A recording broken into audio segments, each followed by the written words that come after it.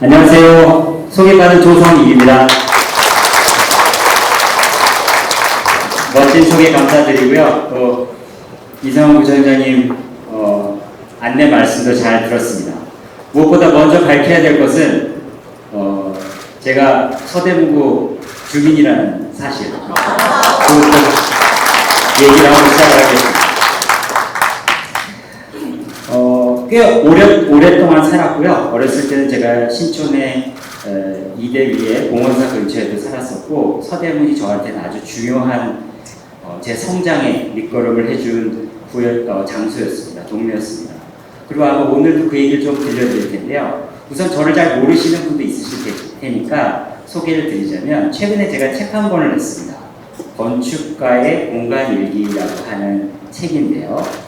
이 책은 무슨 내용이냐면 제 인생을 바꿔놓은 좋은 공간들을 소개하는 책입니다.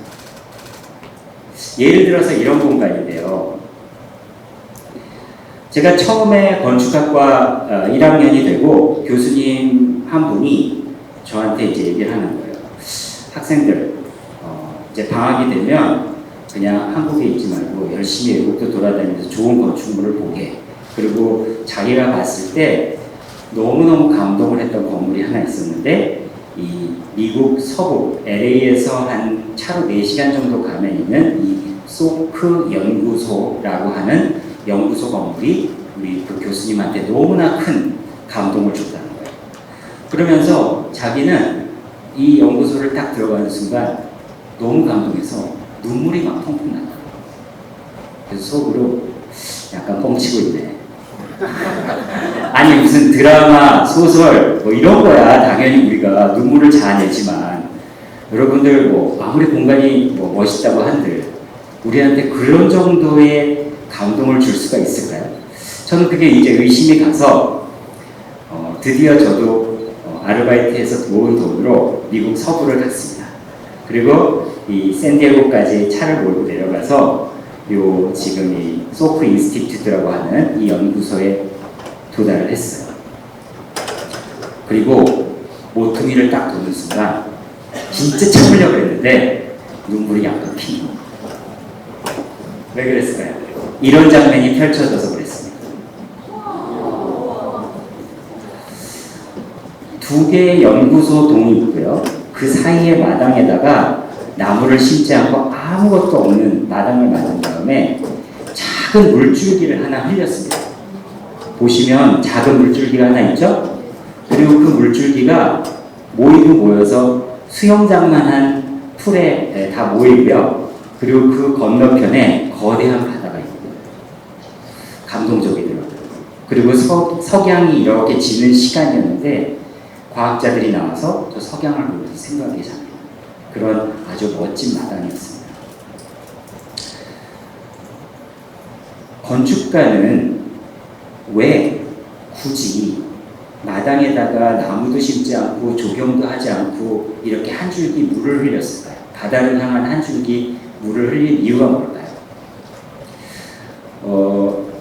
영화는 해설도 있고 그게 무슨 뜻인지 서로 토론도 하지만, 사실 이 건축가들은 자기가 왜 이걸 이렇게 했는지 설명을 똑바로 안 해놔요. 그래서 가본 사람들이 스스로 좀 생각을 해야 됩니다. 왜일까요? 왜 일반적인 조경을 하지 않고 이렇게 한 줄기 물을 흘렸을까요? 제 해석은 이렇습니다. 지금 이 소크 연구소라고 하는 곳은 이 설립자가 소아마비 백신을 개발한 사람이에요. 그 전에는 소아마비에 걸리면 그냥 죽는 수밖에 없었어요. 주로 어린아이들이 걸리는 거죠. 그런데 이 백신이 개발되고 나서 싹 소아마비는 사라집니다. 지구상에서.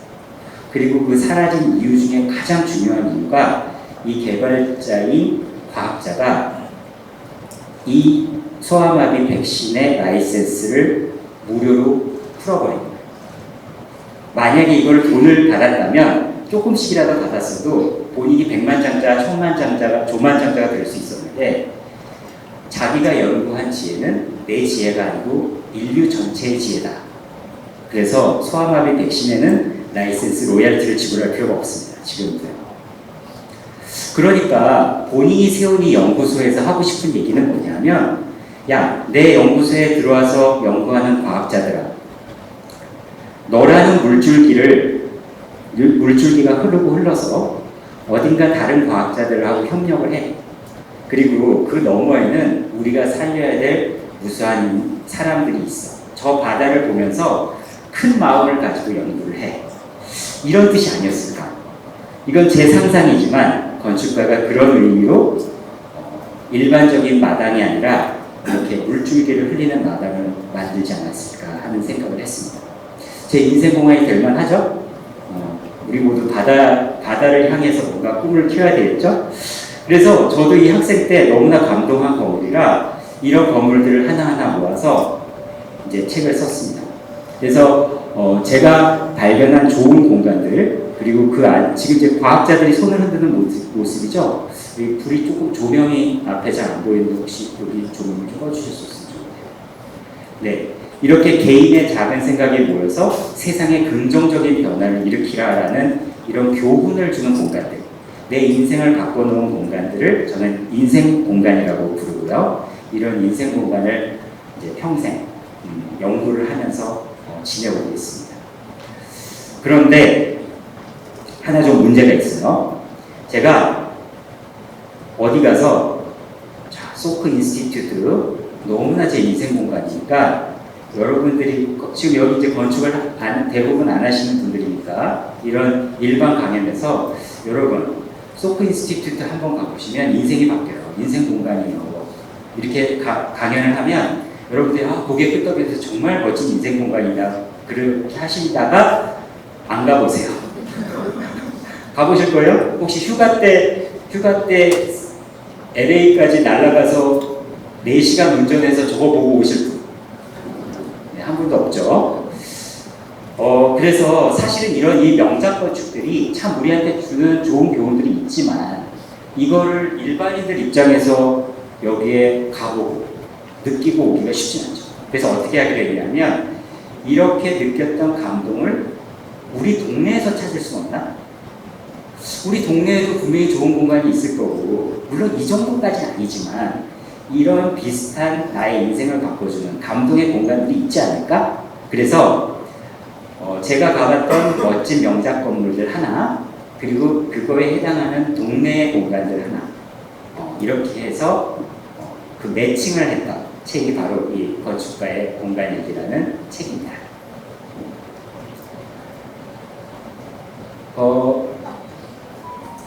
그러면 이제 궁금해하시는 게 지금 저 소크 인스티튜트 같은 감동을 주는 공간은 어디인가요? 했을 때 저는 이제 서대문구에서 찾아봐야겠다 싶어서 요 폭포 공원을 골랐습니다. 제가 사실은 여길 잘 모르다가 지난번에 서대문구에서 강연을 하고 이성원 구청장님이 엄청 자랑을 하시는 거예요, 이 공간을.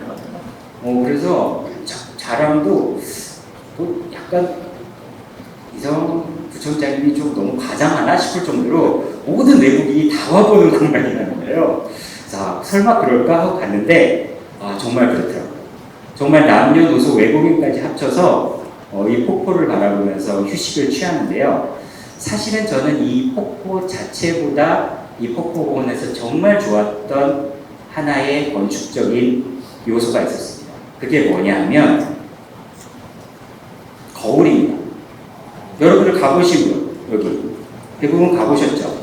그러면 2층에서는 쉬면서 차 마시고 놀 수 있지만 1층에 보면 거대한 거울이 있죠.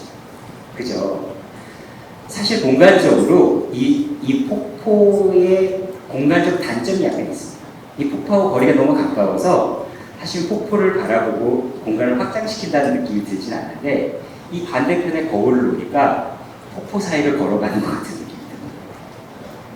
그리고 또 하나, 거울이 너무 반사가 잘 되고 이그러지지 않는 아주 좋은 양질의 거울이어서 내 얼굴의 모습을 폭포에 비춰볼 수가 있습니다. 자기 자신의 전신을 도시공간을 걷다가 혹은 뛰다가 바라볼 수 있는 경험, 이 경험을 주는 거가 아주 독특해서 여기는 제가 서대문구의 인생 공간으로 소개를 해드려야겠다 하고 점 찍어놨죠. 그러면 한가요?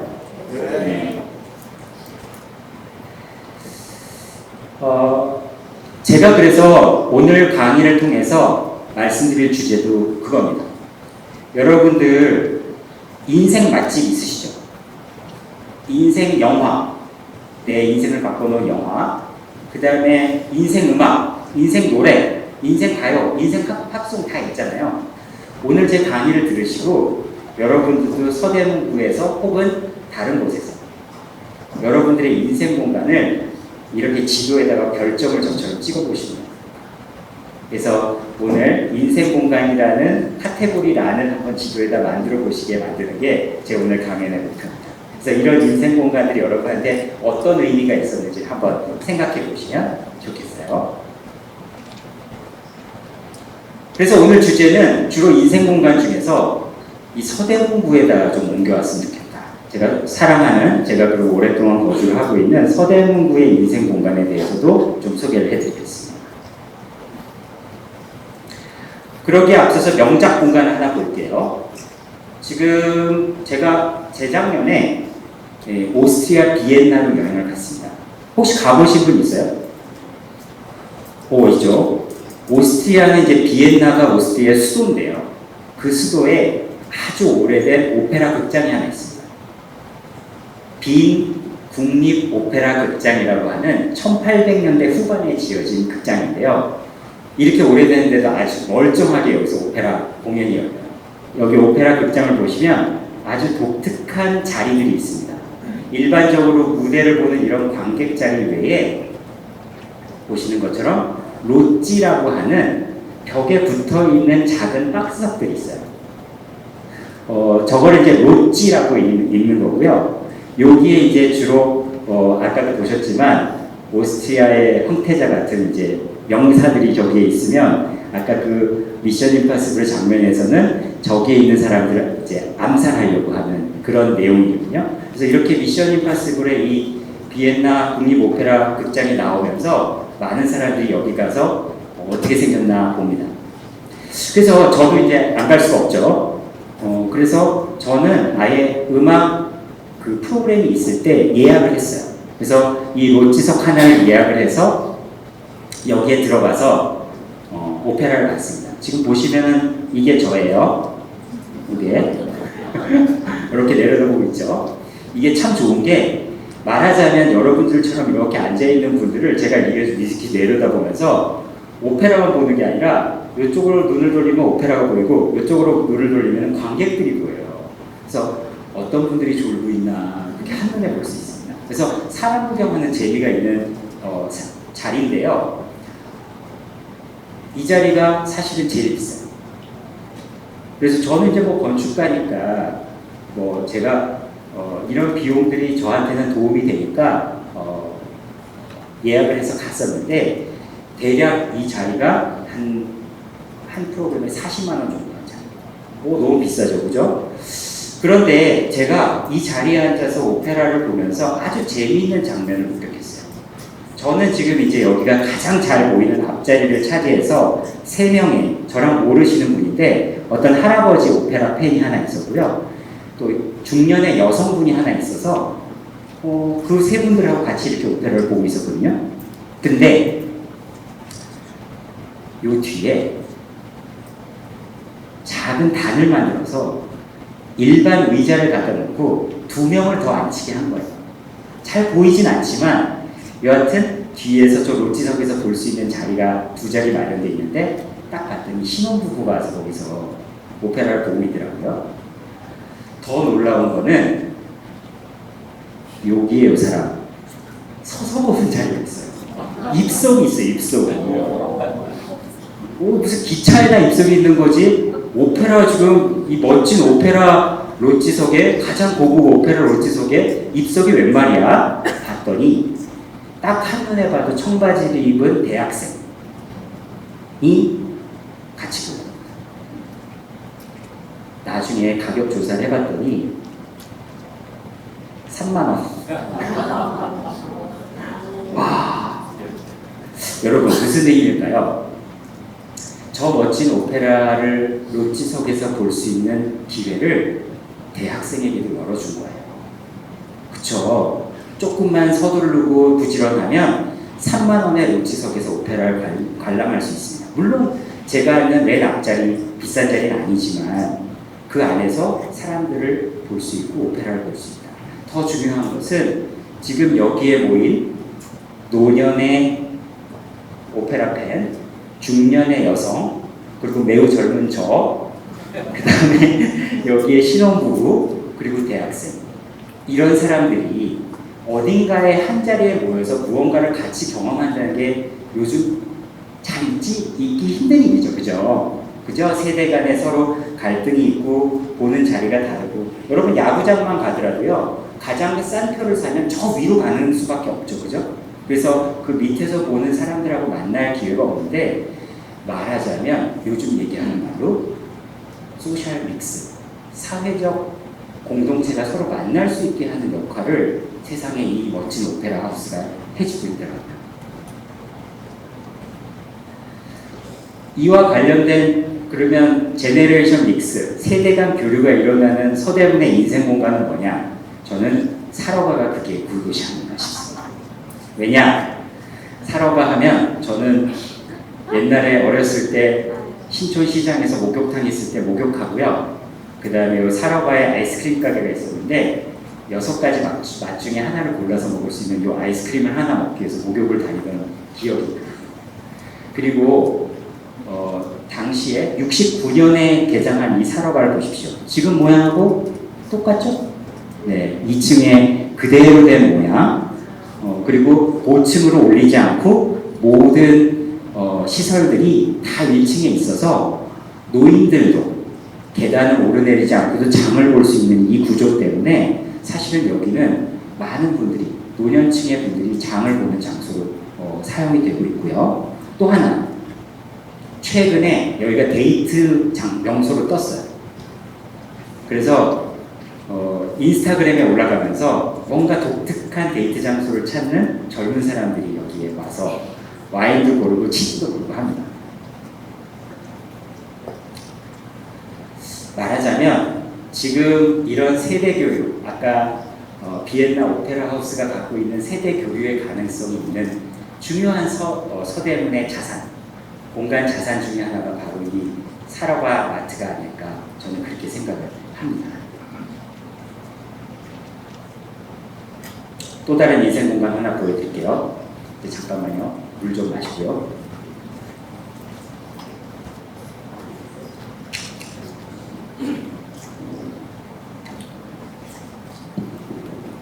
제가 오스트리아 빈에서 이제 일정을 마치고 동쪽으로 이동을 했습니다. 그럼 동쪽에 뭐가 있냐? 우리나라랑 비슷하게 거기가 산악 지역이에요. 알프스 산맥이 있는 지역이고, 말하자면 오스트리아의 강원도가 있는 지역으로 갔습니다. 그리고 거기에 간 이유가 이 살겐유트라고 하는 작은 교회를 하나 보러 갔는데요. 이 교회가 위치한 마을은 정말 작은 마을이에요. 인구가 거의 없고 인구 소멸 마을에 가까울 정도로 거의 사람이 없는 마을이었습니다. 근데 이 건물을 지은 베르나르도 바더라고 하는 건축가가 아주 독특한 사람이어서 건축가고 하니까 좀 보러 가자, 오스트리아 온 김에 보러 가자 하고 보러 갔죠. 문제는 여기가 또 여러분들이 가고 싶다고 갈 수 있는 데가 아니에요. 일단 브레겐스라고 하는 마을로 기차를 타고 가서 거기서 다시 차를 빌려서 2시간 운전해야 갈 수 있는 작은 마을이어서 저도 마찬가지로 이제 차를 빌려가고 렌트를 하고 이 교회를 보러 떠났습니다. 그리고 한참 운전을 하고 있는데 저 멀리 이 교회가 이렇게 보이는 거예요. 아, 언덕 위에 저기 있구나. 내가 가야 할 목적지가 드디어 나왔구나. 그리고 이제 진입로를 찾는데 교회 진입로가 없네요. 그래서 아무리 찾아도 저 교회를 가서 파킹을 할 수 있는 곳이 없어서 이 언덕을 한 3바퀴 돌았어요. 3바퀴 돌다가 도저히 안 되겠어갖고 일을 하시고 있는 농부한테 여기 저 교회 지금 보러 왔는데 저 교회 가려면 어디로 들어가야 돼요? 그랬더니 이 농부가 무슨 시적인 얘기를 해요. 시인 같은 얘기를 해요. 차에서 내려. 그러면 길이 보일 거야. 그게 무슨 소리야? 차에서 내리면 길이 보이다니. 그래서 이제 시킨 대로 했죠. 한쪽에다 차를 대고 파킹장도 없어요. 그냥 풀숲에다 이제 차를 대고 내려서 저 교회로 다가가는 순간 길이 보이기 시작했습니다. 이렇게 어떤 길입니까? 저보다 먼저 온 사람이 풀을 밟아서 풀을 쓰러뜨려서 낸 길이에요. 그죠? 건축가는 일부러 진입로를 만들지 않았습니다. 그리고 먼저 온 사람들이 밟아서 낸 길을 다음 사람들이 밟아서 가도록 했고요. 또 마찬가지로 제가 밟아서 풀을 쓰러뜨린 길을 다음 사람들이 밟고 저 교회로 가게 한 거죠. 약간 무슨 어떤 종교에 대한 은유 같기도 하죠. 그죠? 누군가를 신의 세계로 인도하고 소개하는 일들, 전도하는 일들과 닮았다고 생각을 했고요. 또 하나, 이 교회는 한 20명 정도 들어갈 수 있는 아주 작은 동네 교회일 뿐이에요. 그래서 만약에 이 동네에 사는 사람들이 약간 신앙심이 좀 저하된다, 농번기라 일이 좀 바쁘다, 그래서 교회를 한 2주만 안 가면 무슨 일이 일어나요? 길은 사라집니다. 재밌죠? 그렇게 건축가는 이 아름다운 경치 속에다가 일부러 진입로를 안 만들어 놓고 스스로 길을 내도록, 다른 사람들을 위해서 길을 내도록 하는 방법을 택했습니다. 또 하나, 약간 이 교회에 재밌는 게 또 하나 있어요. 한번 보세요. 저는 이제 이렇게 여행을 다니면 스케치를 합니다. 보시면 이게 제가 그린 그림이고요. 보일 듯 말 듯한 길과 이 교회의 평면도를 그린 건데요. 교회의 평면도가 오각형이에요. 오각형. 그리고 요 밑으로 들어가서 요 끄트머리에 이제 뾰족한 부분을 바라보도록 하는 건데, 여기 그 성당 다니시거나 기독교 교회 다니신 분 있죠? 있어요? 아, 있죠? 자, 우리가 성당이나 교회를 문을 딱 들어서서 정면 끝에 바라보이는 게 뭡니까? 십자가, 혹은 서구 천주교에서는 성모 마리아상, 이것들을 이제 이 공간의 끝에다가 정면에다 딱 두는 거죠. 그래야 이 교회 온 맛이 나겠죠, 그죠? 딱 들어가자마자 신앙심이 올라오면서 신을 위해서 나는 이 공간에 들어왔구나 라는 걸 느끼는 건데, 재미있게도 이 공간에는 한가운데에 십자가가 없어요. 뭘까요? 문을 열고, 육중한 문을 열고 들어가면 성모 마리아는 왼쪽으로 치워져 있고 가운데는 나무가 보이는 유리창만 놓여져 있습니다.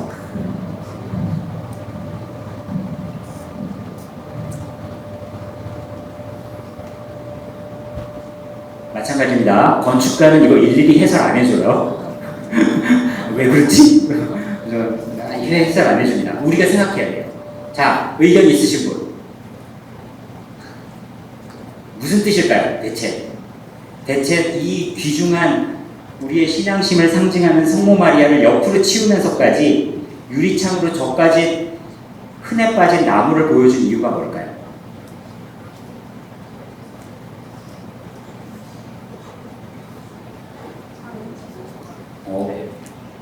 그런 거 있을 수 있습니다.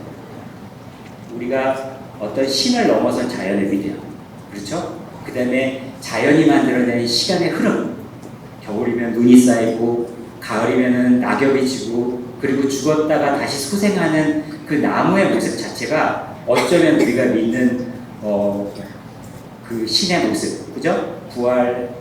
희생을 했다가 부활하는 신의 모습일 수도 있겠다 같은 은유일 수도 있을 것 같습니다. 정답은 없어요. 네, 여러분이 직접 생각을 해보시는데요. 저는 이런 것 같아요. 저는 이제 솔직히 말씀드리면은 종교가 따로 없어요. 그래서 종교를 매우 존경하지만, 종교인들을 매우 존경하지만 저는 종교가 따로 없는데, 하지만 저는 이 교회에서는 크게 감동을 받았어요. 특정 종교, 예수님을 믿고 하나님을 믿고 부처님을 믿고 말고의 문제가 아니라 이 교회는 인간이면 누구나 한 번쯤 자연의 변화라든가 신의 존재에 대해서 절대자의 존재에 대해서 한 번쯤 생각해 보게 하는 그런 힘을 가진 공간이 아닌가 생각을 했어요. 그래서 일부러 어쩌면 이 건축가는 십자가를 달고 성모 마리아를 가운데 다는 대신에 누구나 공감할 수 있는 자연의 변화를 보여주는 창을 단 게 아닌가 그런 생각을 했습니다.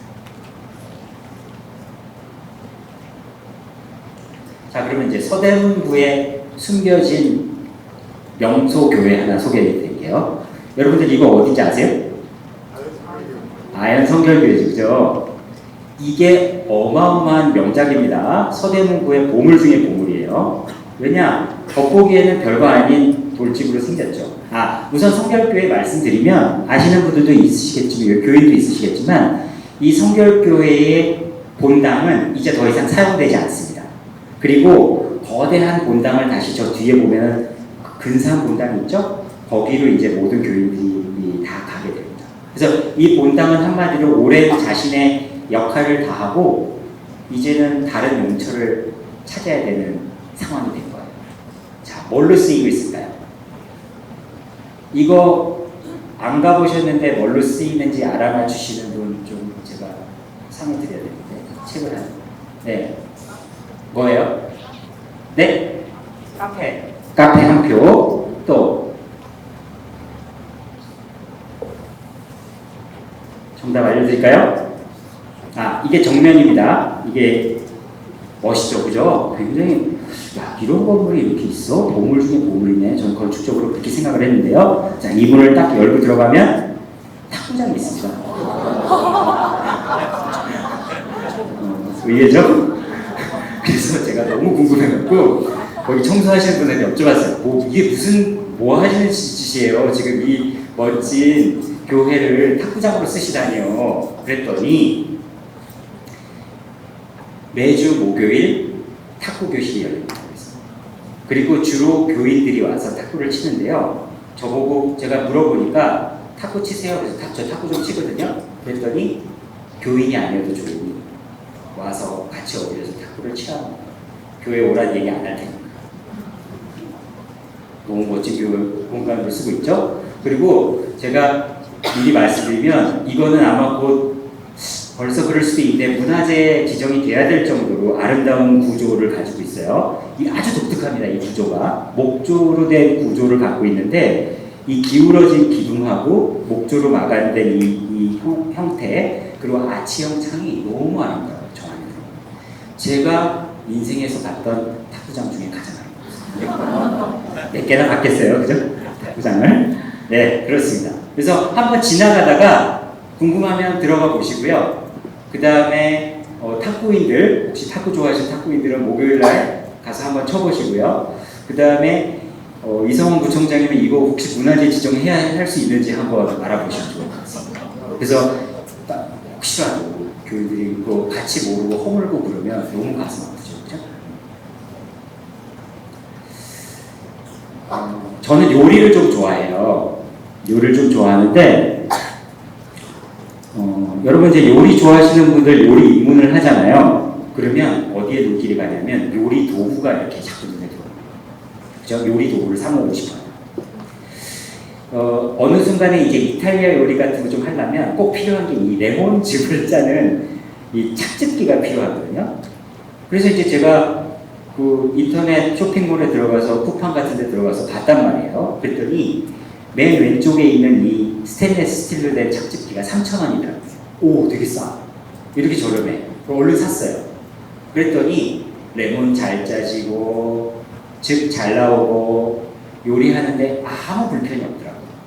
정말 3,000원에 이런 제품이 있나 싶을 정도로 좋은 제품이어서 한참 동안 썼습니다. 그런데 이상하게 자꾸 쿠팡에 들어가서 얘를 장바구니에 담게 되는 거예요. 어느 순간. 이게 3만원이거든요. 10배가 넘는데 이상하게 자꾸 장바구니에 넣었다가 나 필요 없는데 하고 지웠다가 아니야 그래도 그래서 가만히 생각해보니까 저 사기 그릇으로 된 아름다운 착즙기에다가 레몬을 짜고 있는 내 모습이 너무 멋있어. 단지 그 이유로 10배의 가격을 지불하고 싶은 거예요. 이해 가시죠? 여기서도 얘가 프라이팬이 빨리 좀 닳아서 없어졌으면 좋겠다 라는 마음, 그런 거죠. 옷이 빨리 닳았으면 좋겠다. 근데 그래서 결국은 이제 저걸 샀어요. 너무 아름답더라고요. 그 스테인리스 스틸하고는 비교도 안 될 정도로 손의 촉감, 그리고 이 레몬즙이 담겼을 때 이 아름다운 노란색이 우선 이미 요리 과정에서 행복을 주더라고요. 충분히 3만 원을 내고도 남을 정도의 전혀 불만이 없는 제품이었습니다. 뭐예요, 저는? 저 아름다움에다 돈을 쓴 거죠. 그죠? 독특한 아름다움에다 돈을 쓴 겁니다. 근데 여러분 혹시 이 레몬 착즙기 보신 적 있어요?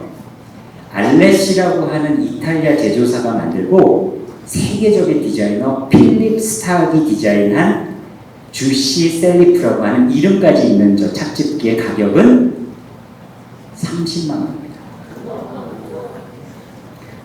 미쳤어요. 아니 지금 레몬 한 박스를 사도 30만 원이 아닌데 무슨 지금 저런 게 필요하냐. 그런데 더 놀라운 거, 저걸로 레몬을 짜보시면 금방 아시는데요. 레몬이 잘 안 짜져요. 싱크대가 엉망진창이 됩니다. 여기 흐르고 저기 흐르고요. 그러나 왜 저걸 살까요? 필립 스탁은 어느 날 식당에서 오징어 요리를 먹다가 갑자기 아이디어가 하나 떠오릅니다. 오징어 다리 3개가 길게 늘여져서 공중에 떠 있는 곳에서 레몬을 착즙할 수 있는 이 착즙기의 스케치를 순식간에 그려요. 그리고 알레시라는 회사가 이거를 만드는데 그 모양 자체도 너무 아름답고 이 디자이너가 갖고 있는 창의력이 상징적으로 표현된 거죠. 말하자면 이거는 30만 원짜리는 기능이 문제가 아니에요. 에펠탑에 무슨 기능이 있습니까? 에펠탑은 철탑이에요. 그죠? 그런데 우리가 가서 줄 서서 들어가고 싶어서 난리가 나죠. 마찬가지로 인간의 창의력을 상징하는 그 무언가, 그 상징적인 물건은 그 자체로 가치를 가질 수 있는 거예요. 세상에 이런 물건들이 한 1% 정도 된다면 아름답고 우리한테 미적인 즐거움을 주는 물건들은 한 4% 정도 되고요. 그 다음에 나머지들은 굉장히 기능적으로 우리를 즐겁게 해주는, 그냥 기능을 만족시켜주는 94%의 95%의 물건이 있는 거죠. 그런데 저는 이 3가지가 다 중요하다고 생각합니다. 그리고 우리를 둘러싼 건물도 대부분 기능만 만족시키는 95%의 건물, 그리고 우리한테 아름다운 미감을 불러일으키는 4%의 건물, 그리고 기능 자체도 넘어서는 인간의 창의력을 상징하는 1%의 건물, 이 모든 것들이 잘 어우러져야 좋은 도시가 될 수 있고 우리가 그 도시에서 행복할 수 있다, 이런 생각을 했습니다. 일상의 즐거움을, 기능을 해결하는 95%, 그리고 어떤 우리한테 큰 미적이거나 아니면 감동을 주는 4%, 그리고 그조차 넘어서는 인간의 극한의 창의력을 보여주는 1%, 이런 것들이 골고루 잘 모여있는 도시, 이런 도시를 만들면 아마 행복할 수 있을 거다, 이런 생각을 하고 있어요. 저는 이런 것들을 봐오면서 공간일기라는 걸 썼어요. 공간일기. 그래서 지금 보시면은 30년 동안 제가 쓴 공간일기입니다. 스케치북에다 이렇게 기록을 했는데요. 제가 이제 최근에 이걸 정리해서 책을 내느냐고, 집필을 하느냐고 이렇게 자료를 조사해 보니까 1995년도가 저의 첫 일기예요. 2살 때 시작을 한 거죠. 제가 올해 32. 선생님 너무 크게 웃으시는 거 좀 불쾌합니다. 기억해 드리겠습니다. 네. 대학교 1학년 때 이제 시작을 했고요. 그때 이제 겉멋이 너무 들어갔고 제가 뭔가 스케치를 멋지게 하는 건축가가 돼야겠다, 이런 생각을 했었고, 제가 이제 조금 그때 이제 뭐라 그럴까, 겉멋의 끝판왕이라고 하는 생각을 한 게 이거예요. 여러분 냅킨 드로잉이라는 거 들어보셨어요? 이 건축가들이 영화에 나오는 장면을 보면요, 굉장히 의뢰 뻔히 나오는 장면, 클리셰라고 하는 장면이 있어요. 그 중에 하나 뭐냐면 멋진 이제 옷을 입은 건축가가 딱 식당에 들여섭니다. 그래서 식당에 들어가서 저 코스 이렇게 주고 이렇게 오더를 한 다음에 갑자기 이렇게 하늘을 쳐다보면서 생각에 잠기다가 냅킨을 한 장 싹 끄집어내요. 그리고 거기다가 펜으로 만년필로 이렇게 그리면 교회가 완성되고 공항이 완성되고 주택이 완성되는 거예요. 그래서 야 이거다. 내가 건축가를 해야 될 이유는 바로 이거다. 나도 좀 이렇게 하고 싶다. 그래서 그림을 이제 그려보기 시작했죠. 그랬더니 생각대로 되진 않더라고요. 너무 엉망진창이죠. 그래서 그림을 좀 멋있게 그리고 싶다. 좀 멋진 건축가가 되고 싶다. 이렇게 건축가다운 그림을 그리는 건축가가 되고 싶다라는 생각에서 이제 이궁리 저궁리 하다가 제가 유학 시절에 은사를 하나 만났습니다. 저 오른쪽에 보시면 그냥 바닥에 앉아갖고 커피 마시면서 학생들 그림이 어떤지 리뷰를 해주시는 저분이 크리스토퍼라고 하는 교수님인데요. 저분한테 이제 제 그림을 보여드리면서 상담을 했어요. 교수님, 아니 애들도 보면 되게 잘 그린 애들도 많고 건축가들 보면은 그냥 먹으로 이렇게 한 2번 휘둘러도 되게 멋있게 나오는데 저는 왜 이 모양일까요? 제 그림은 왜 이렇게 별로일까요? 그랬더니 이 교수님이 저한테 해주신 말씀이 지금 여기에 있어요. Follow the flow. 네 흐름을 따라가. 남의 흐름을 믿지 말고 남의 흐름을 흉내내려고 하지 말고 네가 걸어온 길을 보고 네 흐름대로 그냥 그려. 이 말씀을 하시더라고요. 저는 이게 굉장히 망치를 얻어맞은 것 같았던 게 저는 계속 건축가들의 그림을 흉내내고 있었거든요. 근데 그 흉내를 내지 말고 내가 그리고 싶은 대로 그리라는 거예요. 그리고 내 그림이 어디서 시작했는지 그 흐름의 가장 원류를 찾아봐라. 이런 의미라고 해석이 돼서 원류를 찾아봤더니 저는 이거였습니다. 제가 초딩 때 가장 좋아하던 거, 만화. 그리고 여기 지금 벌써 박수동 알아보시는 분들이 있는 거 보니까 연식이 꽤 되신 분들이 있어요.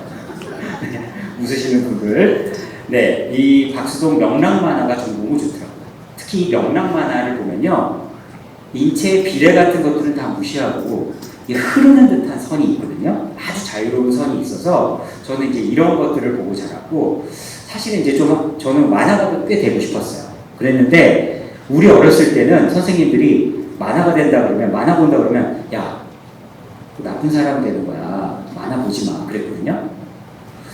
지금 생각하면 제가 그때 만화가가 됐으면 기한 8사가 됐었을 텐데 하여간 그렇습니다. 그래서 저는 이제 이 만화에서 시작한 그림들을 좀 그리면서 제 스케치북을 채워나가고 있어요. 명랑 만화풍이죠. 그래서 그 비엔나의 슈니젤이라고 왜 고기 튀김 맛있어요. 그것도 이제 그려보고 제가 뭐 어떤 좋은 공간을 만날 때마다 또 요리도 좋아하니까 맛있는 음식을 만날 때마다 스케치북에도 저렇게 만화풍으로 그림을 그리고 있습니다. 여러분 이거 무슨 건물인지 알아요? 아세요? 여러분들 아이폰 쓰시는 분들 있잖아요. 그 아이폰을 만드는 애플사의 미국에 있는 본사 건물입니다. 진짜 특이하죠? 뭐처럼 생겼어요? 반지. 그죠? 반지 형태로 생겼고 가운데에 공원이 있어요. 그래서 이렇게 반지처럼 생긴 희한한 건물이니까 이제 이거를 이제 노만 포스터라고 하는 유명한 영국 건축가가 설계를 했는데 사람들이 물어봤을 거 아니에요. 아니 사무실 건물을 왜 반지 모양으로 디자인했을까요? 그랬더니 이런 설명을 하더라고요. 원형의 디자인은 직원 간의 일체감과 협업을 촉진합니다. 길고 좁은 복도를 없애고 사람들이 더 쉽게 이동하고 상호작용할 수 있도록 장려합니다. 개방형 평면과 중앙 아트리움은 의사소통과 팀워크를 더욱 촉진합니다. 말하자면 회사 리더들, 사장님, 구청장님 다 입장에서 가장 고민은 뭐냐면 직원들이 자기 일만 하는 거 그리고 대화하지 않는 거 이런 거잖아요. 그래서 이 사옥에 살면 이쪽에 있는 피터가 이렇게 걷다 보면 찰리도 만나고 제인도 만나면서 안녕? 너 아침 잘 먹었어? 아, 근데 나 이런 아이디어 있는데 한번 들어볼래? 하고 의사소통이 활발해진다는 거죠. 그래서 반지 모양으로 건물을 독특하게 지었다. 이런 설명을 하고 있습니다. 그런데 제가 도면을 좀 살펴보니까 여기서부터 여기까지가 369m. 그리고 피터가 잭을 만날 때까지 걸어야 되는 게 736m예요. 자, 과연 소통이 일어날까요? 모르겠어요. 그거는 제가 일은 안 해봐서 모르겠지만 건축가의 말을 고지고대로 믿어야 되나? 약간 그런 생각이 좀 들어요. 다른 건물 하나 보여드릴까요? 비슷하게 생긴 건물인데 이 건물은 도쿄에서 약 1시간 반 정도 가면 있는 후지 유치원이라고 유치원 건물입니다. 이 건축가는 반지 모양의 유치원을 지어야겠다고 생각한 이유가 이거였다고 해요. 골목에서 아이들이 노는 걸 관찰하고 있었는데요. 아이들은 특별한 장난감이나 미끄럼틀 같은 도구가 없어도 바닥에 동그라미를 하나 그리니까 그 동그라미를 빙글빙글 돌면서 잘만 놀더라는 거예요. 야, 그러면 유치원을 그 모양으로 만들면 애들이 막 빙글빙글 돌면서 뛰겠네? 라는 생각을 하고 이제 반지 모양으로 만들었죠. 그리고 드디어 이제 이 건물이 다 지어지고 오픈 날이 다가옵니다. 그래서 이제 개원을 하기로 한 날, 첫 개원을 하기로 한 날, 교장 선생님하고 선생님들하고 건축가들하고 이제 이렇게 일렬로 쭉 앉아서 회의 끊으려고 이제 기다리고 있었어요. 그랬는데 갑자기 어떤 애가 깍 소리를 지르면서 저 건물을 빙글빙글 돌리기 시작하는 거예요. 그랬더니 애들이 못 참고 막 따라서 막 빙글빙글 도는 거예요. 그러니까 이런 아이들의 심리를 너무나 잘 짚은 행동을 유발시킨 디자인이 된 거죠. 그리고 실제로 이 모습은 운동회가 벌어지는 날의 모습이에요. 그래서 여기를 빙글빙글 뛰어오르면서 학생들이 운동회를 한다고 합니다. 잘 보시면 혹시라도 아이들이 여기를 떨어질 수 있으니까 그 떨어지는 걸 방지하기 위해서 이 난간을 만들어 놨는데요. 이 난간대 사이의 폭은 아이들의 다리는 들어갈 수 있으나 머리는 들어가지 않는 그 폭으로 결정을 해서 아이들이 얼마든지 바닥에 이렇게 다리를 걸치고 앉아서 밑에 층에 있는 친구들과 이야기를 나눌 수 있게 하는 디자인입니다. 운동의 날 모습이죠? 정말 건물이 아름답게 이용되고 있는 모습을 보실 수 있어요. 말하자면 저는 건물이 같은 형태를 갖고 있다고 하더라도 의미는 완전히 다를 수 있다고 생각해요. 아까 보셨던 애플 사업은 화합이라는 의미를 전달하는 게 너무 중요했던 거죠. 그거를 심볼로서 의미를 전달하는 게 중요했다면 지금 보셨던 후지 유치원은 아이들의 행동, 아이들의 마음, 아이들의 정서가 훨씬 중요해서 같은 반지 모양을 했지만 다른 의미를 가진 건물이 됐다. 이겁니다. 그러니까 형태가 같다고 같은 의미를 가진 건물은 아닌 거죠.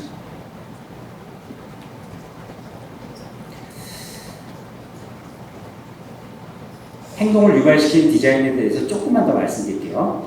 자, 어느 쪽에 콜라캔이 많이 쌓이겠어요? 왼쪽에 오른쪽에요? 그렇죠. 고작 그 똑같은 쓰레기통인데 고작 농구대 골대를 하나 설치해 놓은 것만으로 사람들은 멀리서 한번 던져보고 싶은 마음이 들겠죠. 그렇죠? 없던 행동을 유발시키는 거예요.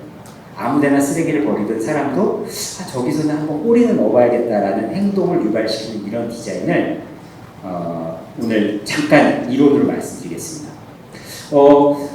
그 이론과 함께 지금 하나 이제 보셔야 될 디자인 중에 하나가 여러분 아이오닉이라고 하는 현대자동차에서 만든 자동차가 있어요. 전기자동차인데 이 전기자동차는 특징이 약간 각이 좋습니다. 디자인이 좀 각이 이렇게 많이 졌어요. 그래서 이 각진 디자인을 실내에도 그 아이디어를 끌고 와서 내부에 있는 손잡이들도 조금 이렇게 각이 많이 져 있거든요. 그래서 이제 이 설명을 보면 왜 이런 디자인이 나왔는지를 현대자동차에서 잘 설명을 하고 있는데요. 문제는 뭐냐? 제가 이제 택시를 타고 다니는데 사람들이 이제 택시를 탈 때 이 자동차에 익숙하지 않으니까 이 각이진 형태의 이 손잡이가 손잡이인 줄 모르고 어디를 당겨요? 저 문을 여는 저 고리를 당기는 거예요. 그러면 고리는 약하니까 금방 부서지겠죠. 그래서 기사 아저씨들이, 기사님들이 너무 화가 났어요, 지금. 아니, 디자인을 어떻게 했길래, 아니, 이걸 잘 보이게 만들어야지. 그리고 사람들이 몰라도 이게 손잡이인 줄 알도록 만들어야지. 고리를 잡고 당기니까 내가 고리 수리비만 얼마 들어올 줄 알아? 하고 이제 화를 엄청 내더라고요. 그래서 이제 기사님들이 무슨 수를 냈냐면, 요게 손잡이야.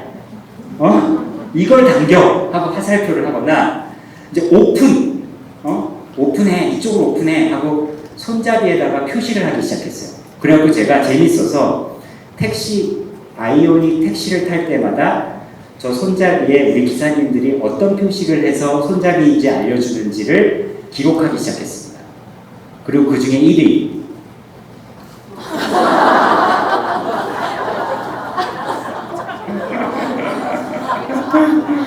야, 화가 많이 나셨더라고요. 진짜 화 많이 나셨고, 제가 홍대에서 내리니까 홍대 교수님 얼른 알아보고, 어떻게 이렇게 대기업의 심정을 보실 수가 있냐. 손잡이. 이거 당기지 말라고 이거 테이블. 이거 고장나니까. 행동 유발 디자인이 기사님에 의해서 만들어진 거죠. 그래서 이런 걸 하나 배워두시면 좋은데, 어퍼던스 디자인이라고 합니다. 설명서가 없어도 눈으로 보기만 해도 그걸 어떻게 사용해야 될지를 알도록 만드는 거. 그러니까 그거를 굳이 설명하고 이렇게 써요 저렇게 써요 하지 않더라도 사람들의 행동과 감정을 유발시킬 수 있는 디자인을 어퍼던스라고 합니다.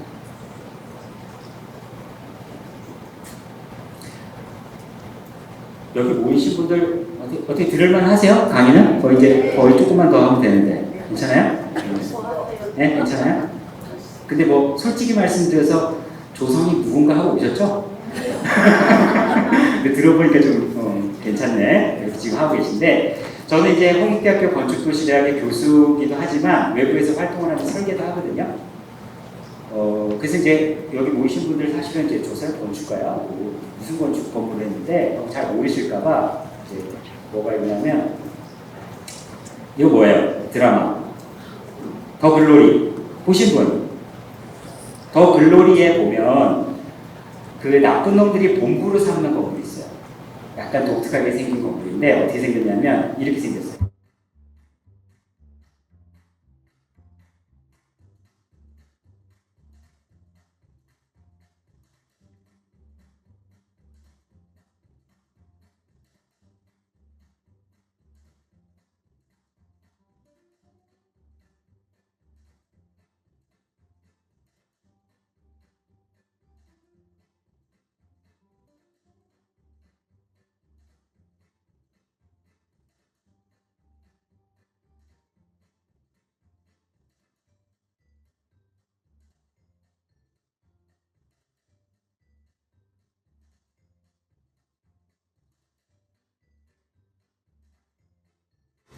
도산공원 앞에 지금 가면 보실 수 있는 건물입니다. 강남구 도산공원에 가면 보실 수 있는 건물이고요. 이 건물 누가 설계했게요? 네, 제가 설계했습니다. 좀 달라 보이죠? 달라 보이죠?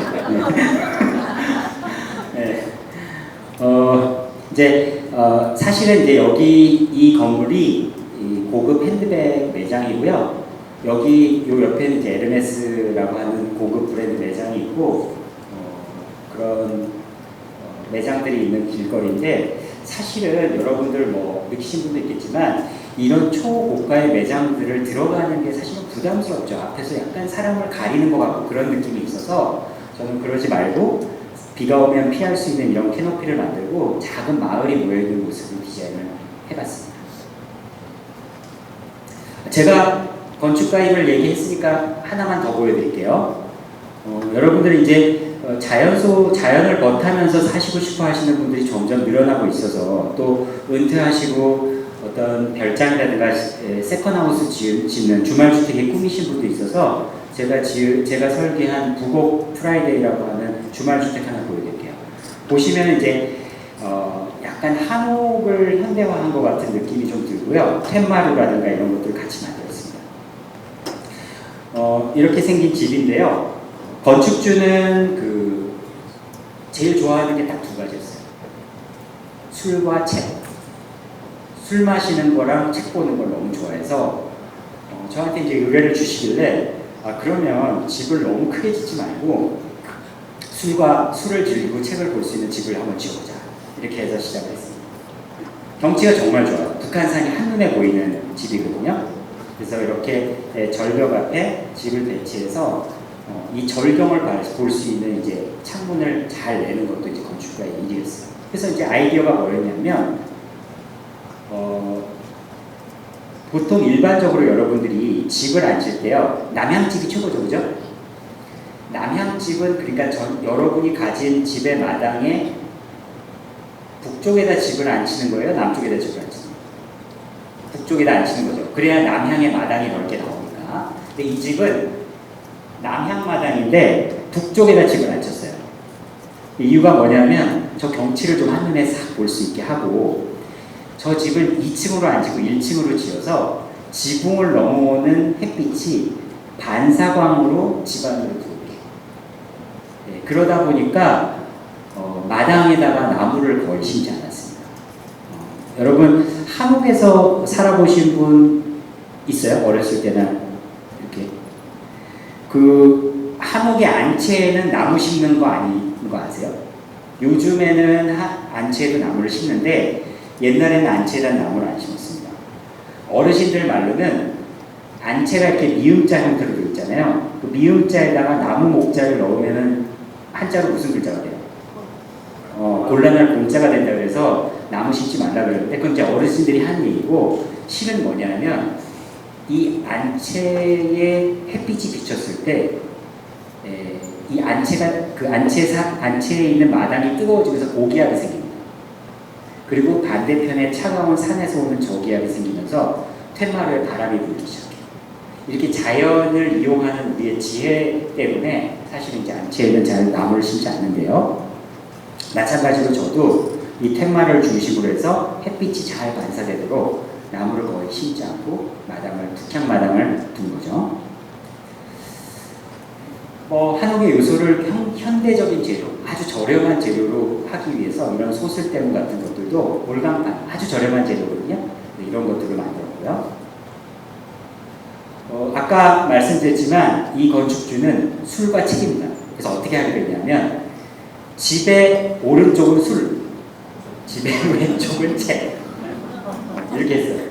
그리고 오른쪽은 이제 북한산이 보이는 멋진 경치가 있고 왼쪽은 마당 쪽에 반사광이 들어오게 한 거죠. 그죠? 그래서 창문도 오른쪽은 눈높이로 하고 왼쪽은 눈보다 낮게, 그래서 반사광이 잘 들어올 수 있게 이렇게 했습니다. 또 하나 이제 하나의 비밀은 여러분들 술 먹을 때 술 좋아하시는 분들이 이제 제일 귀찮아하는 게 한 잔 먹었는데 안주 떨어졌네, 술 떨어졌네 하고 가지러 가는 거잖아요. 그래서 그걸 방지하기 위해서 모든 술잔과 책장을 손만 뻗으면 바로 이렇게 끄집어낼 수 있게, 그래서 집의 폭을 일부러 팔 길이로 정했습니다. 그래서 지금 보시면 술이나 이런 것들을 쉽게 꺼낼 수 있겠습니다.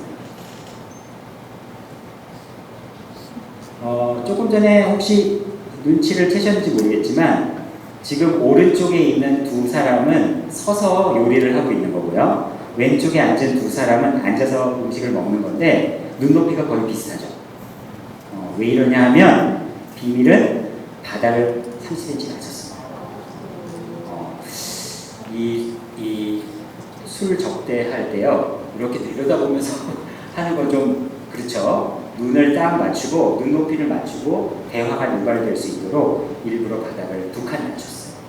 여러분들 혹시 TGI 프라이데이라고 옛날에 패밀리 레스토랑 처음 오픈했을 때 무릎 꿇고 주문받는 거 기억하세요? 처음엔 이게 무슨 나한테 죄를 졌나, 왜 무릎을 꿇고 주문받아? 그때 알고 보니까 뭐예요? 눈을 맞추기 위해서 그렇게 한 거예요. 눈높이를 맞춰서 얼굴을 기억하게 하고 대화가 더 훨씬 부드러워질 수 있게 그렇게 만든 겁니다. 그래서 여기도 그렇게 했죠. 눈높이 맞춤 주방으로.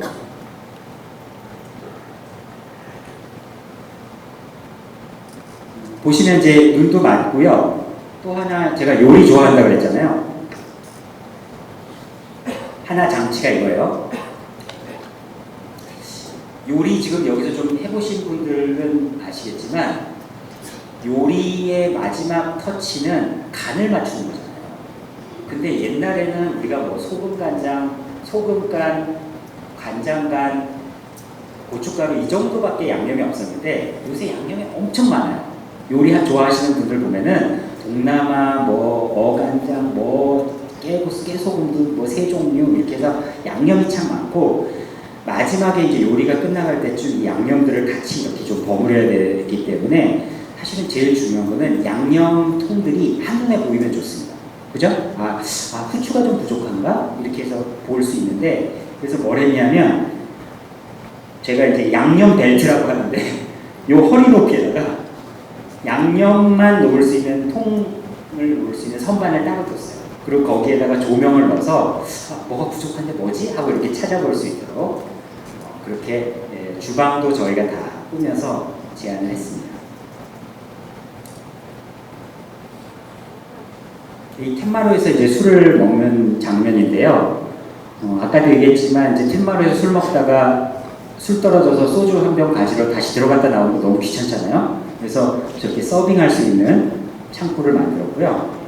여기 보시면은 우리가 저것도 만들었어요. 저 소주 테이블. 소주 테이블도 만들었는데 여기 다 만들어요. 근데 이제 하도 술을 엎지르는 분들이 많아서 저기 보면 구멍이 있어서 잔을 다 끼워넣게 했죠. 우리나라 텐마루가 참 좋긴 좋아요. 거기에 앉으면 시원하고 좋은데 하나 딱 단점이 있어요. 허리가 아파요. 기댈 데가 없어요. 그렇죠. 우리 정자에서 사람들 얘기하는 거 보면 되게 웃겨요. 처음에는 모여서 옹기종기 얘기하다가 점점 외곽으로 빠지면서 나중에 다 등에 기대고 멀리 앉아서 얘기하거든요. 그래서 사실은 이제 우리나라가 좌식 문화지 이 의자가 발달을 하는 나라가 아니잖아요. 그래서 이제 뭘 개발하기로 했냐면 텐마루용 의자를 개발하기로 해서 저희가 디자인을 직접 했습니다. 그래서 아주 낮게 앉아요. 10cm 높이에요. 그래서 텐마루의 바람을 느끼면서 또 편하게 앉을 수 있게. 그리고 또 여기 보시면은 손잡이를 이렇게 공 모양으로 달았거든요. 이게 낮은 의자는 또 어르신들이 일어나게 해요. 그래서 지팡이 역할을 하고 손잡이에다가 이제 공을 달아서 쉽게 일어나도록 했습니다. 이런 것까지 건축가가 다 신경을 써서 지금 집이 이 부곡 프라이웨이 하우스예요. 비 올 때 정말 좋아요. 그래서 술 맛은 정말 난다고 하시더라고요. 우리 주 되시는 클라이언트가. 이건 이제 좀 유머로 하나 보여드리는데 제가 이 북한산 절경이 너무 좋아서 그 집주인한테 제가 어느 방에서든 북한산이 보이게 해야 됩니다. 그리고 나서 이제 해봤더니 화장실에서 안 보이는 거예요. 그리고 오른쪽에 요즘 여자분 서 있는 오른쪽 여기 병기거든요. 그래서 어떻게 하기로 했냐면 여기다 구멍을 뚫어갖고 북한산이 보이게 딱 병기에 앉았을 때 딱 북한산이 보이게 하는 거예요. 정면으로 보이게 했습니다. 그래서 마개까지 딱 만들어서 가릴 수 있게 해놨고요. 보통 이제 부부들이 같은 침대를 쓰면 좀 불편한 게 자는 시간이 달랐을 때 누구는 책을 보고 누구는 잠자리에 들고 그랬을 때 좀 불편해서 저희가 이 침대에 소위 베드 프레임까지 제작을 해서 같이 만들어드렸어요. 네, 그래서 이런 집입니다. 그래서 주로 여기는 지금 건축주가 친구들 초대해서 같이 술 먹고 그다음에 혼자서 시간 보내면서 책 보고 그러는 용도로 아주 잘 쓰고 있는 집이에요. 저도 그렇고 아마 여러분도 그렇고 지금 이 시대에 뭔가 나한테 꼭 필요한 공간이 뭘까 생각하는 거를 조리고 조려서 요약을 하면 전 이 두 가지 공간만 잘 가지고 있으면 행복할 것 같아요. 첫 번째는 좀 제발 좀 나 좀 건들지 마. 나 혼자서 생각 좀 하게. 나 혼자서 책 좀 보고 음악 좀 듣고 오고 싶어. 뭔가 나랑 대화를 하는 나만의 공간이 좀 꼭 필요한 것 같거든요. 맨날 나만의 공간이라고 해놓으면 남편이 들어와서 어지러 놓고 부인이 들어와서 뭐 정리하라고 잔소리하고 이런 거 말고 정말 통서의 집처럼 솜소여가 나무 위에 집을 짓듯이 내 마음대로 할 수 있는 공간 하나가 좀 필요할 것 같아요. 그리고 또 하나는 누군가를 좀 만날 수 있고 좀 의미 있는 대화를 하고 타인하고 교류할 수 있는 이 두 공간을 잘 가지면 정말 괜찮은 삶인 것 같고요. 여러분의 집에서 그거가 뭔가 생각해보면 이 두 가지, 서재하고 주방, 책과 술, 책과 음식, 이 두 가지 공간을 잘 만드시면 자기 자신을 위한 공간과 타인과 함께 교류할 수 있는 공간을 두 가지를 잘 가질 수 있을 거라고 생각을 합니다. 오늘 들려드린 얘기가 그거예요. 결론을 말씀드릴게요. 저는 제가 인생 공간으로 손꼽았던, 그리고 인생 공간으로 정 찍었던 공간들을 하나하나 다시 살펴보니까 대부분 타인들과 우리 사회와 좋은 교류를 할 수 있는 공간들입니다. 서대문 폭포도 마찬가지고요. 그리고 사러가 마트도 마찬가지고, 아마 잘 운영이 되면 저 탁구를 치고 있던 교회도 타인들과 교류할 수 있고 누군가를 만날 수 있는 사회를 위한 공간이 될 것 같습니다. 이 책은 제가 아주 좋아하는 책인데요. 헨리 데이비스 서로라고 하는 작가가 쓴 월든이라는 책입니다. 고개 끄덕이시는 분들 읽어보신 분들 있어요. 이 헨리 데이비스 서로는 하버드 대학을 졸업하고요. 그때서부터 이제 잘 나갈 일만 남았는데 다 때려치고 월든이라는 호숫가에 자기 손으로 작은 통나무집을 짓습니다. 그리고 거기서 자기 스스로 음식 만들고 집 고치고 하면서 혼자만의 삶을 잘 살고 그 살았던 삶의 기록을 남겨서 월든이라는 책을 써서 베스트셀러가 됐어요. 그래서 수많은 혼자만의 시간이 필요하신 분들한테 아주 좋은 영감이 되고 있죠. 우리 어머니가 제일 좋아하시는 프로인데 산속에 들어가서 사는 거 뭐죠? 자연입니다. 자연이라 좋아하시는 분 있죠. 그렇죠? 제발 좀 이제 좀 나 좀 그만 좀 혼자서 행복하게 자유롭게 살고 싶어 이러신 건데, 말하자면 헨리 데이비스 서로가 그 원조, 나는 자연인이다의 원조입니다. 근데 이 책에서 근데 하나 제가 조사를 해봤더니 이런 건 있어요. 아니, 이 정도 멋진 책을 쓰고 혼자만의 삶을 옹호하는 분이면 평생 여기서 살다가 돌아가셨어야 될 거 아니에요. 조사를 해보니까 딱 2년 살았어요. 2년 살고 보스턴 돌아가서 직장생활 엄청 잘했어요.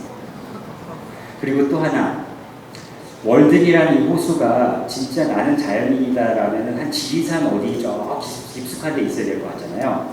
엄마 집에서 2km. 근데 저녁은 엄마랑 같이 먹고 주말에는 친구들 불러서 열매 따고 놀았다는 거예요. 약간 배신감 느껴지죠? 근데 사실은 어떻게 좋게 생각하면 여러분들이 혼자만의 삶을 잘 살기 위해서는 함께 사는 삶을 잘 디자인해요. 그리고 함께와 혼자를 자유롭게 잘 오갈 수 있는 공간을 두 가지를 가지시는 게 혼자서 행복하게 잘 사는 비결 중에 하나다. 그런 생각을 했습니다. 이 책에서 제가 제일 좋아하는 구절을 소개해드리면서 강연을 마칠 건데요. 내 집에는 의자가 셋이 있다. 하나는 고독, 하나는 우정, 하나는 사회를 위한 의자다. 이런 말을 했어요. 멋진 말이죠. 저는 고독은 이해할 것 같아요. 제발 좀 놔둬. 나 책 좀 읽고 음악 좀 듣다가 혼자 있다고 할게. 저 고독의 의자가 하나 있어야 됩니다. 두 번째, 그래도 친구들이랑 좀 모여갖고 삼겹살도 먹고, 그죠? 회포도 풀고 사랑하는 가족들이랑 같이 밥도 먹어야 되니까 우정을 위한 의자는 하나쯤 만들어놔야 돼요. 그런데 사회를 위한 의자는 뭘까요? 제 생각에는 지나가는 나무꾼. 내가 얼굴은 어느 정도 알지만 이름까지는 모르지만 눈인사는 하는 사이의 이웃들, 이런 사람들을 위해서도 내가 의자 하나를 좀 내주겠다. 내 사재를 털어서라도 집 앞에 의자 하나 딱 벤치 하나 갖다 놓고 할머니가 지나가다 다리 아프신 좀 앉게 해드려야겠다. 이런 생각을 한 게 아닌가 생각을 했습니다. 이런 멋진 말을 만났을 때는 빨리 베껴야 돼요. 그래서 제 버전으로 만들어서 저는 인생 공간 셋을 만드는 게 목표입니다. 제가 건축가로서 하고 싶은 것은 세 개의 인생 공간을 정말 잘 디자인을 해보고 싶어요. 첫 번째, 누군가 자기가 자기다울 수 있는 고독의 공간, 그리고 사랑하는 가족들과 친구들과 어울릴 수 있는 우정의 공간, 그리고 세 번째는 누군가를 위해서 나의 노력을, 그리고 나의 재산을, 나의 좋은 의도를 내줄 수 있는 사회를 위한 공간.